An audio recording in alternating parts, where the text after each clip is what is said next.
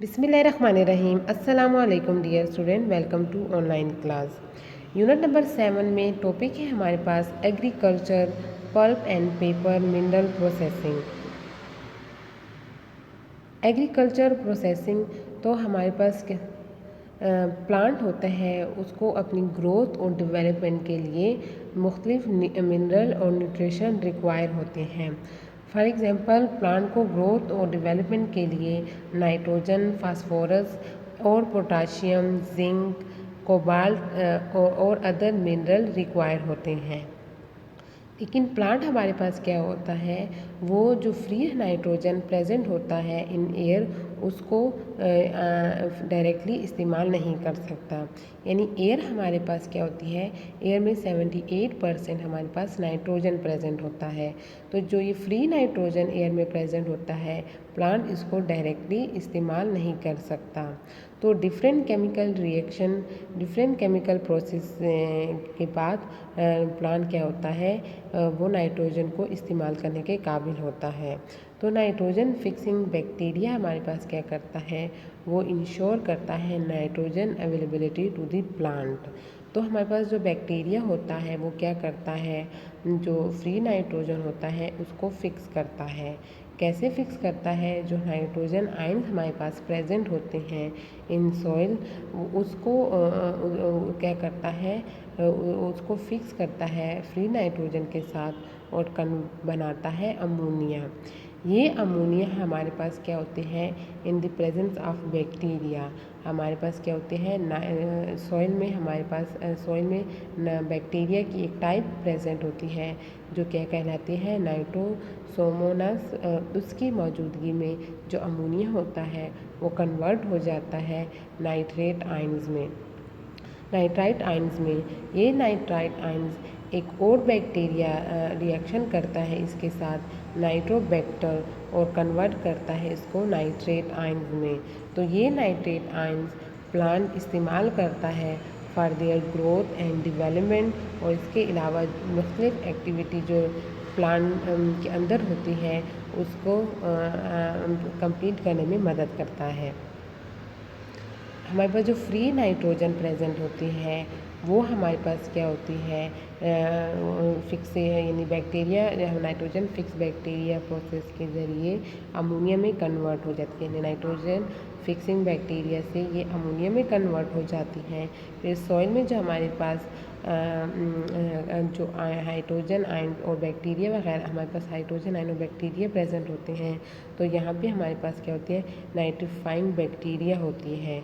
यानी अमोनिया बनने के बाद बैक्टीरिया क्या करता है, बैक्टीरिया की मौजूदगी में ये कन्वर्ट हो जाते हैं नाइट्राइट आयंस में, और बाद में हमारे पास कन्वर्ट हो जाता है नाइट्रेट आयंस। और ये नाइट्रेट आयंस अब प्लांट क्या हो जाते हैं, able to use for their growth and development. तो ये हमारे पास क्या होती है, नाइट्रोजन साइकिल होती है।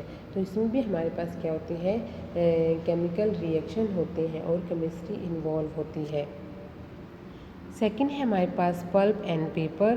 तो जो पल्प हमारे पास बनता है वो कैसे बनता है, जो ट्री ट्रंक्स होते हैं उसको जो बार्क होता है, उसको ट्री ट्रंक से हमें जो ट्री का बार्क होता है उसको रिमूव करते हैं और उसको स्मॉल पीसेस में कन्वर्ट करते हैं। जब इसको स्मॉल पीसेस में कन्वर्ट कर देते हैं, फिर इसको सोडियम हाइड्रोक्साइड और हमारे पास सोडियम सल्फेट सॉल्यूशन में थोड़ी देर के लिए रखते हैं, ताकि जितने भी लिग्निन हो उसको रिमूव कर लेते हैं।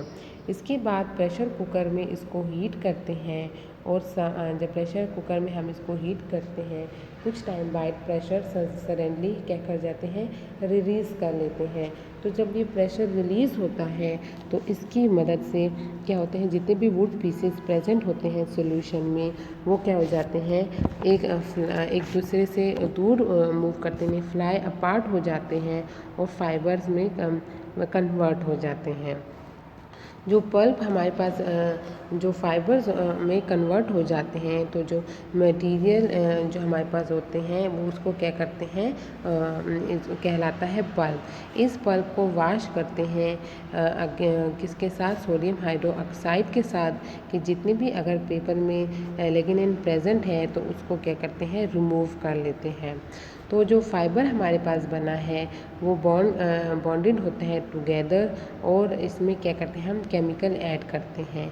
केमिकल ऐड करने से जो पेपर होता है वो क्या हो जाता है, वाटर रेजिस्टेंट बन जाता है, और फिर कलर डालते हैं। और बाद में हमारे पास इसको वाटर को स्क्वीज़ कर लिया जाता है और पेपर को रोल्ड और ड्राइड किया जाता है, और इसको डिफरेंट पर्पस के लिए इस्तेमाल करता है। यानी हमारे पास जो पेपर होता है वो रेडी होता है to use for different purpose. तो जितने भी बार्क होते हैं उसको वुड पीसेस में कन्वर्ट किया है, फिर इसको प्लेस करते हैं सोडियम हाइड्रोक्साइड सॉल्यूशन और सोडियम सल्फेट सॉल्यूशन में, और इसको हीट करते हैं प्रेशर कुकर में। हीट करने के बाद हमारे पास क्या बनता है, पल्प बनता है। तो जो पल्प हमारे पास होता है उसको क्या करते हैं, उसकी ब्लीचिंग होती है। तो जो हमारे पास क्या होते हैं, depending on the level of brightness, जितने हमें ब्राइट कलर रिक्वायर होता है उतने ही हमारे पास क्या होती है, हम उसकी ब्लीच करते हैं। तो केमिकल ऐड करते हैं और स्टेप बाय स्टेप हमारे पास क्या होता है, पल्प बनता है। तो जो वाइट पल्प होता है वो हमारे पास क्या होते हैं, डिफरेंट केमिकल प्रोसेस से गुजरने के बाद हम वाइट पल्प अटेन करते हैं। यूजेस ऑफ पेपर तो हमारे पास क्या होते हैं, ये पब्लिशिंग के लिए इस्तेमाल होता है। जितनी भी हमारे पास बुक प्रोडक्शन होती है उसमें पेपर इस्तेमाल होते हैं। हमारी नोटबुक्स, प्ले कार्ड्स, डायरीज़, जितने भी हमारे पास मटेरियल होता है यहाँ पे पेपर इस्तेमाल होता है। इसके अलावा जितने भी पैकेजिंग इंडस्ट्रीज़ हैं वहाँ पे कार्डबोर्ड और ब्राउन पेपर इस्तेमाल होता है।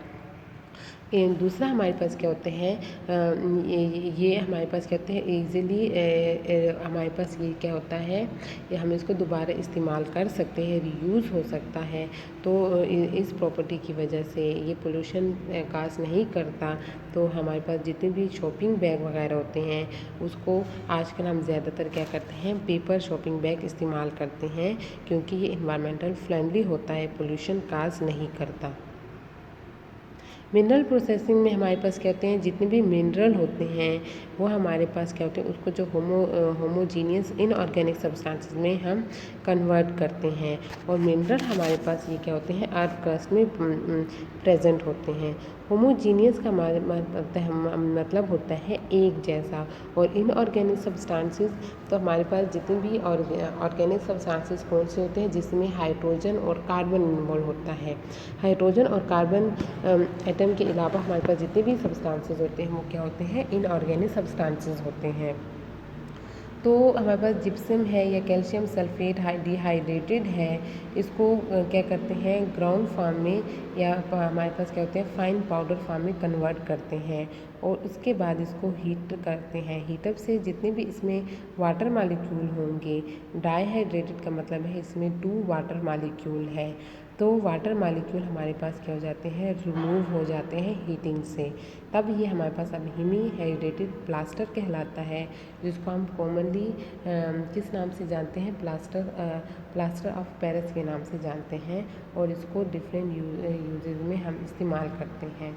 तो अगर हम इसको दोबारा चेंज करना चाहें जिप्सम में तो वाटर ऐड कर लेंगे। तो सेमी हाइड्रेटेड प्लास्टर में जब हम वाटर ऐड कर लेंगे तो ये दोबारा जिप्सम में कन्वर्ट हो जाएगा। तो इस प्रोसेस में हमारे पास क्या होता है, जो मिनरल हम लोग लेते हैं अर्थ का से, तो उसको क्या करते हैं, क्रश करते हैं। क्रश करने के बाद माइक्रोवेव प्री ट्रीटमेंट प्रोसेस से गुजरने के बाद इसको ग्राइंड किया जाता है, और ग्राइंड करने के बाद इसकी फ्लोटेशन की जाती है। तो फ्लोटेशन से हमारे पास क्या होते हैं, डिफरेंट जो एलिमेंट होते हैं उसके डिफरेंट डेंसिटी वगैरह होती है, तो उसके अकॉर्डिंग ये क्या हो जाते हैं, सेटल हो जाते हैं। तो जो हमारे पास क्या होते हैं, फाइनल हम क्या करते हैं, प्योर फॉर्म में लेते हैं जो मिनरल हमारे पास होता है।